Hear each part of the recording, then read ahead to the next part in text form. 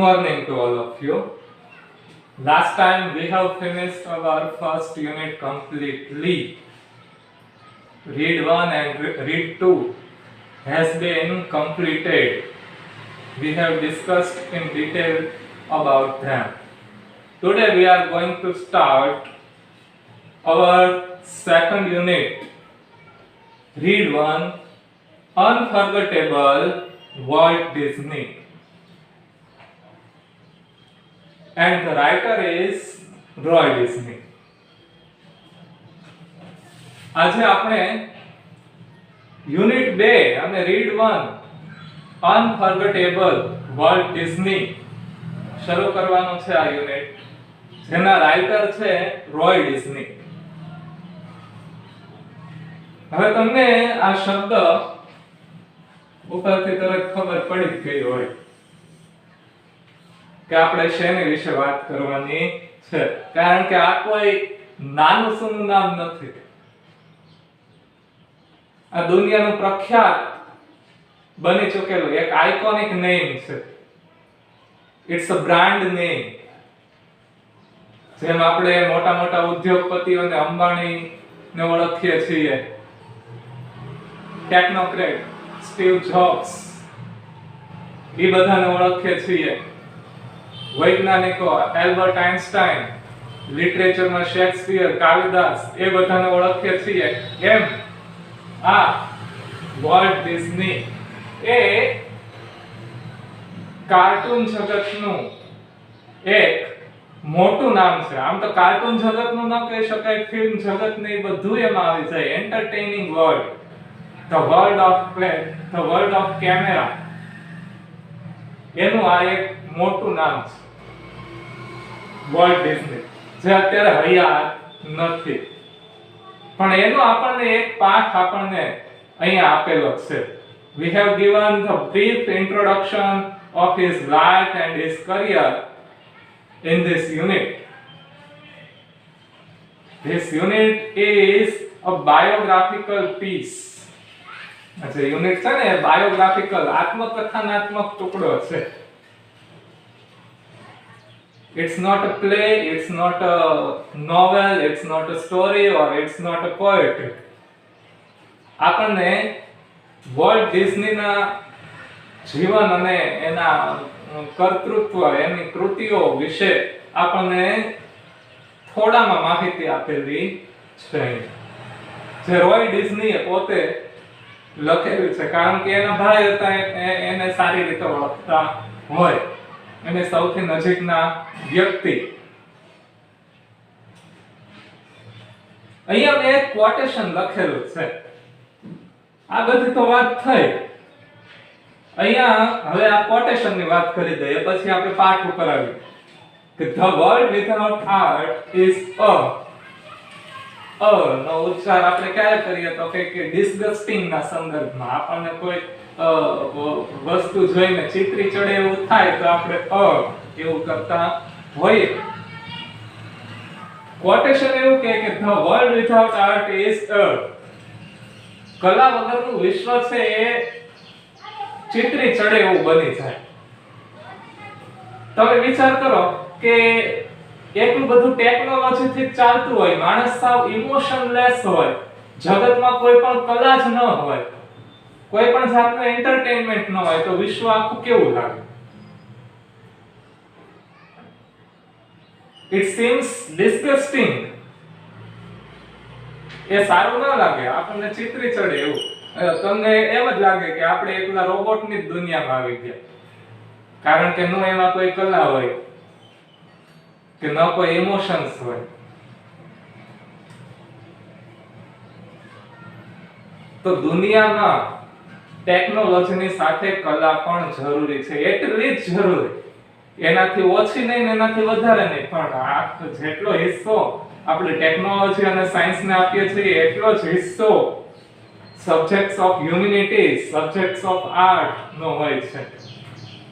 Balance રાખવામાં આપણું જીવન, તો જ આપણે સારી રીતે જીવી શકીએ. નહીં તો મેં કીધું એમ રોબોટિક લાઈફ થઈ જાય આખી. તો વોલ્ટ ડિઝની એવા એક આર્ટને ભરેલા કલાને વરેલા માણસ હતા, એટલે જ મેં આ કોટેશન લખ્યું. It's not a meaningless. Walt Disney was a creative man who created different cartoons, different movies, and the most important of all of them was the Disney World.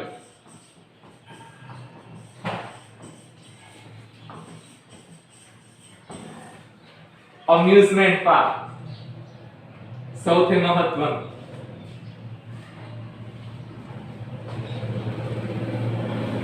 So let's get into the point. નહીતર પછી આ તો એવું છે કે બાત નીકળેગી તો બહુ દૂર તક જાયગી.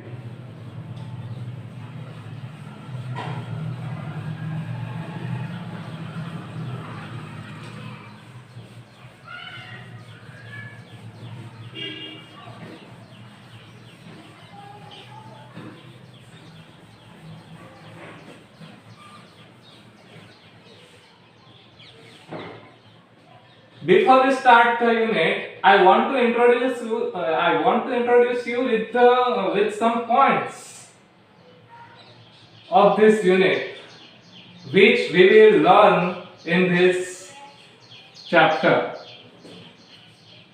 of Walt Disney. Which are the points? Okay.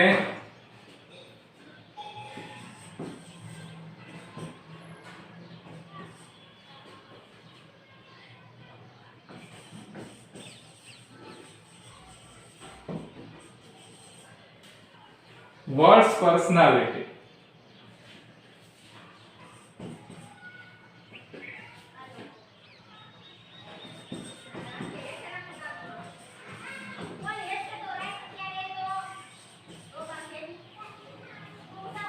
His influence.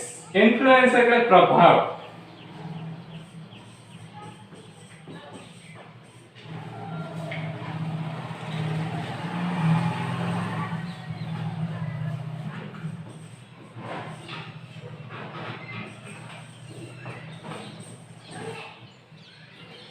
His nature, એનો સ્વભાવ.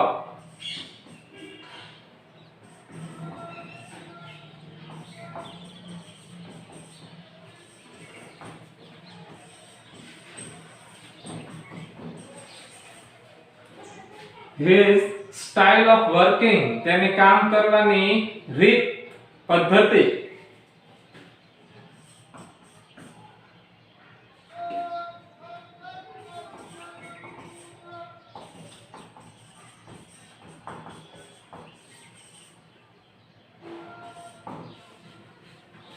His ambitions, તેની મહત્વાકાંક્ષાઓ, તેના ડ્રીમ્સ, તેના સપના. જોઈ લે અહીંયા તમને દેખાય છે કોક નીચેનું આવશે કે હા. And the last, his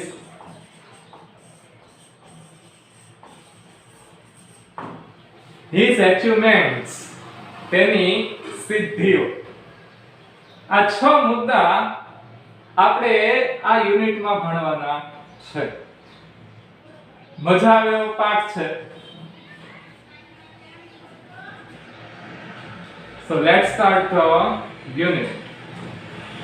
Unforgettable Walt Disney. Open the page number 11.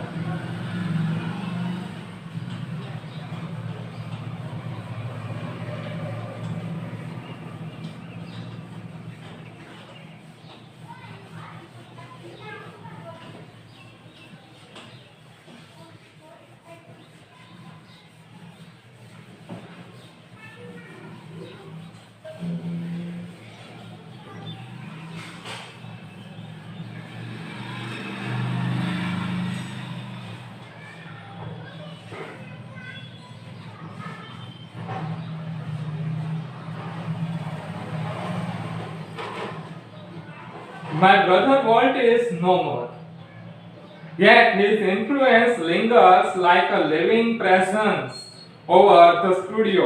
where he turned out the cartoons, nature films and feature movies that made him known and loved around the world. મારો ભાઈ volt Roy ડિઝનીના શબ્દ છે આ બધા. મારો ભાઈ volt આ દુનિયામાં હયાત નથી, means he is passed away.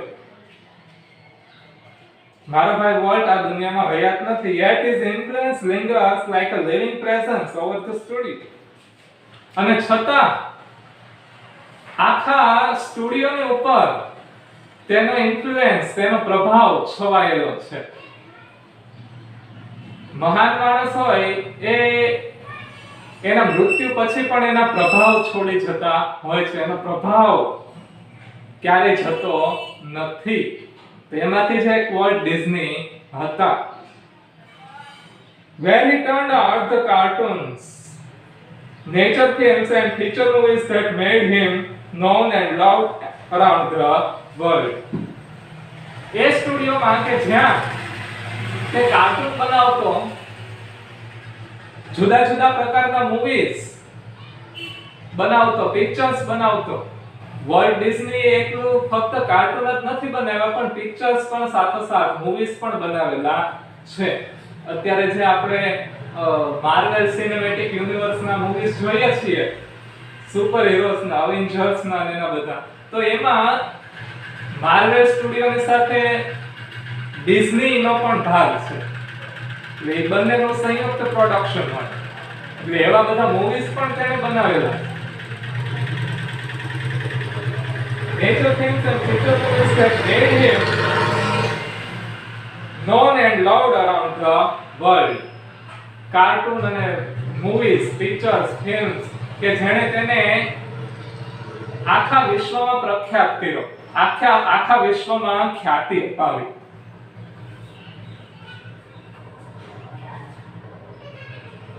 Even now, as I walk around the studio crew, I half expect to encounter that tall country boy figure, head bowed in thought about some new project.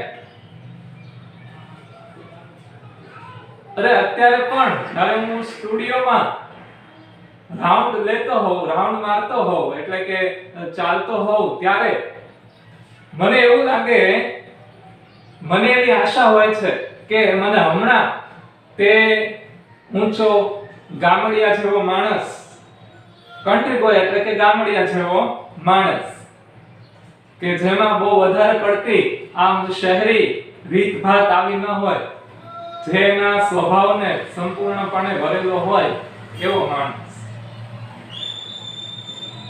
એ ઊંચો ગામડિયા જેવો માણસ, જેનું માથું વિચારમાં મગ્ન થઈને, નવા project વિશેના વિચારમાં મગ્ન થઈને આમ ચાલતો હોય એવો માણસ એ વોલ્ટ ડિઝની મને હમણાં જોવા મળશે. એટલે કે એનો ભાઈ હયાત નથી, વોલ્ટ ડિઝની અત્યારે હયાત નથી, છતાંય એવું લાગે કે હમણાં જ સામો મળશે. અને આપણને એનો શારીરિક બાંધો કેવો હતો એનો પણ આપણને અહીંયા પરિચય થાય છે. ઊંચા હતા, આમ એકદમ ગામડાના લોકો ટાઈપ શરીર હતું, તંદુરસ્ત એવું, અને હંમેશા વિચારમાં મગ્ન હોય. વિચારતા કેવી રીતે? તો કે નીચું માથું રાખીને વિચારમાં મગ્ન હોય કોઈ નવા પ્રોજેક્ટ વિશે, આવનારી યોજના વિશે, અને આમ ચાલતા હોય એવો માણસ મને હમણાં ત્યાં જોવા મળશે.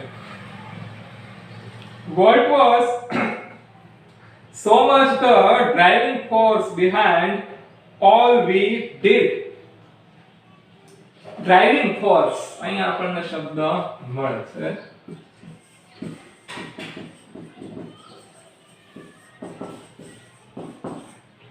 ડ્રાઇવિંગ ફોર્સ એટલે કે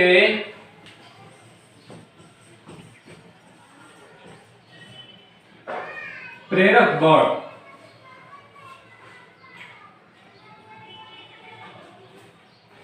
અમે જે કંઈ પણ કરતા એના વોલ્ટ એ પ્રેરક બળનું કાર્ય કરતો હોય, એમાં વર્લ્ડ પ્રેરણાનું કાર્ય કરતો હોય, એટલે કે વર્લ્ડ છે એ બધાને ઇન્સ્પાયર કરતા,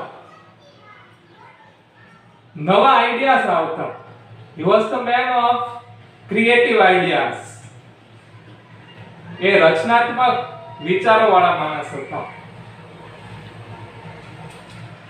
From making movies to building Disneyland, that people constantly mention his name as if he were still alive. અમે જે કંઈ પણ પિક્ચર બનાવવાથી માંડીને ડિઝનીલેન્ડ ઊભું કરવા સુધીમાં બધામાં વોલ્ટે જ અમને પ્રેરણા આપેલી. વોલ્ટ જ અમારું ચાલક બળ, અમારું પ્રેરક બળ હતા. કારણ કે આ બધા વિચાર કોના હતા? ડિઝનીલેન્ડ ઊભું કરવાનો, નવા નવા પિક્ચર્સ બનાવવાનો, કાર્ટૂન્સ બનાવવાના, એ બધા વિચારો કોના મગજમાં આવતા? કોણ એ વિચારો કરતું? તો કે વોલ્ટ. જે ક્રિએટિવ જીનિયસ હોય ને, એ હંમેશા વિચારમાં મગ્ન હોય અને એને એ હંમેશા કંઈક નવું વિચારતા હોય. કઈ ચીલાચાલુ નહીં. જે થઈ ગયું છે એની વિશે નથી વાત કરતા, જે થઈ ગયું છે એ નથી દોહરાવતા, પણ નવું કંઈક દોહરાવે છે જે આપણને આનંદ આપે, જેમાં આપણને રસ પડે. તો વોલ્ટ એવા માણસ હતા. ડિઝનીલેન્ડ ઊભું કરવાથી માંડીને પિક્ચર બનાવવા સુધીમાં વોલ્ટ આ બધાનું, એના ટીમ મેમ્બર્સનું, એની કંપનીના માણસોનું એ પ્રેરક બળ હતા. અને લોકો અત્યારે પણ કોન્સ્ટન્ટલી એક ધારો, કોન્સ્ટન્ટલી નો અર્થ થાય એક ધારો, લોકો અત્યારે પણ એના નામનો ઉલ્લેખ એક ધારો એવો કરે છે જાણે કે તે અત્યારે પણ હયાત હોય. મેં તમને પહેલા જ કીધું હતું કે કેટલાક માણસો મરીને પણ મરતા હોતા નથી, એ અમર થઈ જાય છે. કે ભૌતિક દેહ આપણી સામે ન હોય, પણ એનો વિચાર દેહ, એનો શબ્દ દેહ એ આપણી સાથે હંમેશા હોય છે, આપણી સામે હંમેશા હોય. તો એ પ્રકારના માણસ હતા Walt Disney. Walt Disney was the gem of our earth. આખી પૃથ્વીના રત્ન સમાન હતા. જુદા જુદા રત્નો, ઘણા વૈજ્ઞાનિકો થયા છે, કલાકારો થયા છે, સાહિત્યકારો થયા છે. વોલ્ટ ડિઝની પણ મનોરંજનની દુનિયાનું રત્ન હતા.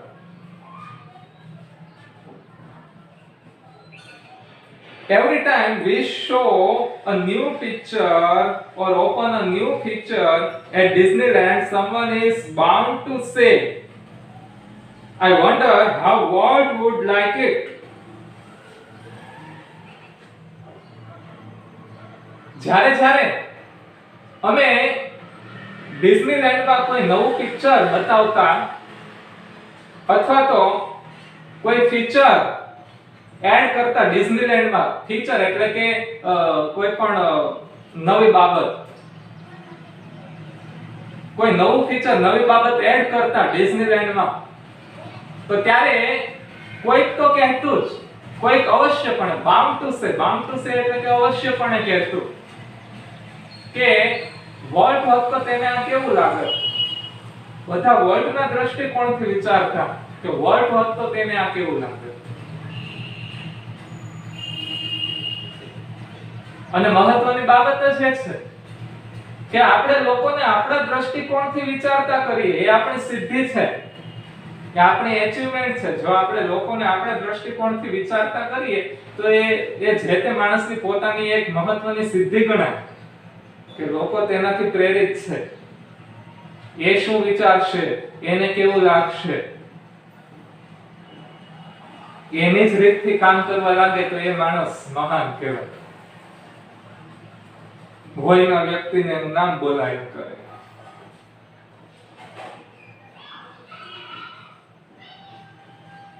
And when this happens, I personally realized that it was something he himself had planned.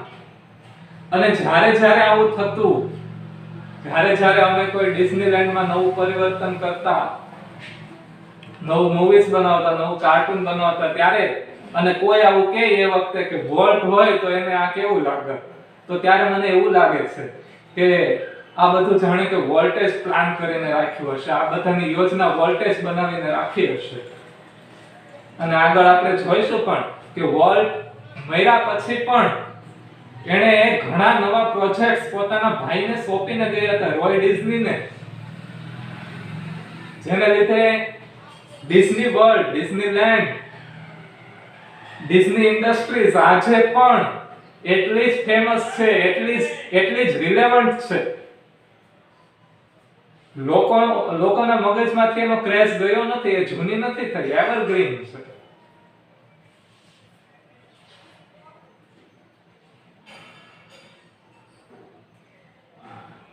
For my imaginative, industrious brother left enough project in progress to keep the rest of us busy for many, many years. Imaginative, કલ્પનાશીલ, અહીંયા આપણને શબ્દ મળ્યો.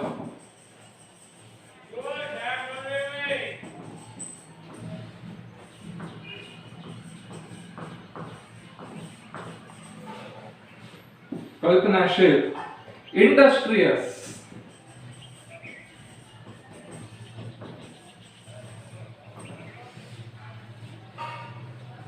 industrious એટલે કે મહેનતુ, hard working.